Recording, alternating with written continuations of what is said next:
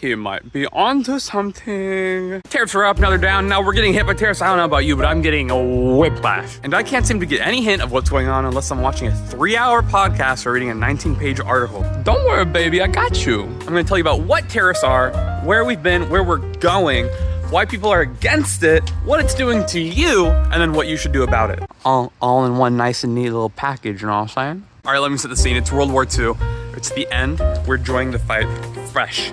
We have no casualties. Practically, we did have casualties.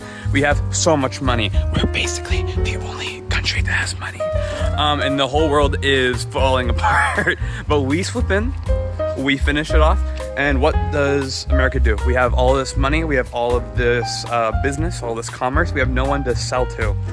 So we make a little soft power exchange.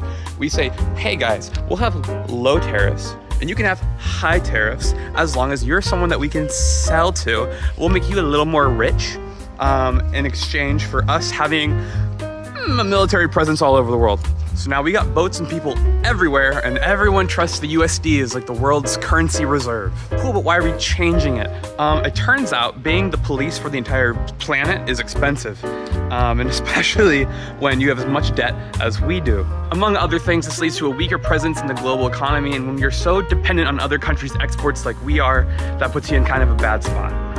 Okay, so what are Trump, his cabinet, his supporters, what are they all looking for here? The first thing is fairer trade.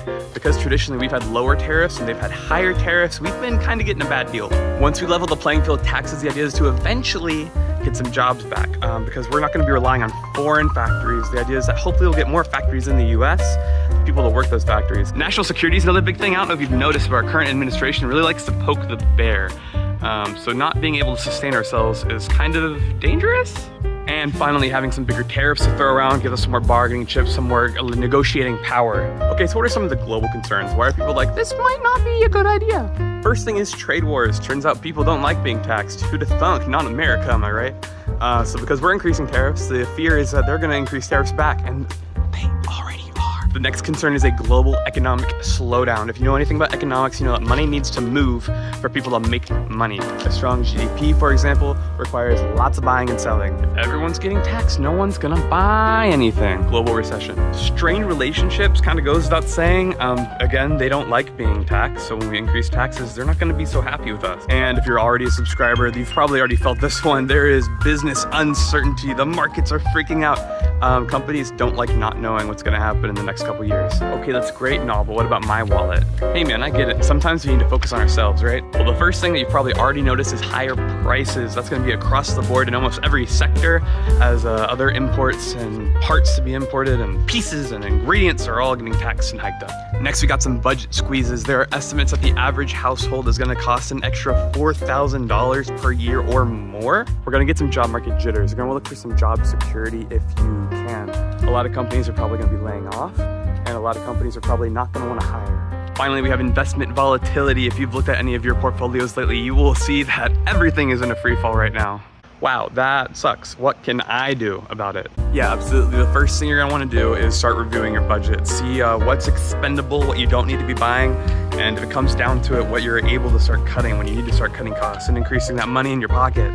If you can, you're also gonna wanna boost your emergency fund. The ideal I've always heard is 3 to 6 months of cost of living. That cost of living is probably gonna go up, and then you might wanna have more than 3 to 6 months if you can. Next, you're gonna wanna plan ahead for any big purchases you have coming up. If you need a car or an appliance and you know you're gonna be on the market for those in the near future, expect price hikes due to those tariffs.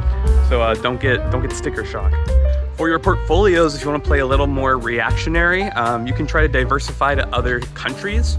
Either look for global indices or look for things that track other markets other than the US. Finally, you're going to want to stay informed, and if you're here, you're doing such a great job. I'm so proud of you. But make sure you stay away from echo chambers, be informed, know both sides of the exchange. That's what I'm trying to provide for you here. And wrapping up, Trump's tariffs are messy. It's a complex issue that's going to have real-world consequences for your personal finance. Understanding the why and the what now is key. So what impacts are you seeing? Please leave a comment, let me know. And if you found this breakdown insightful at all, a like and a subscribe go a long way. Let's get this video to 6 likes. And hey, do you have a friend who's all like, why are things getting all expensive? Send them this video. Send them this video. Do it. Okay, thanks for watching. Bye. My wife is watching me record. Invade his privacy.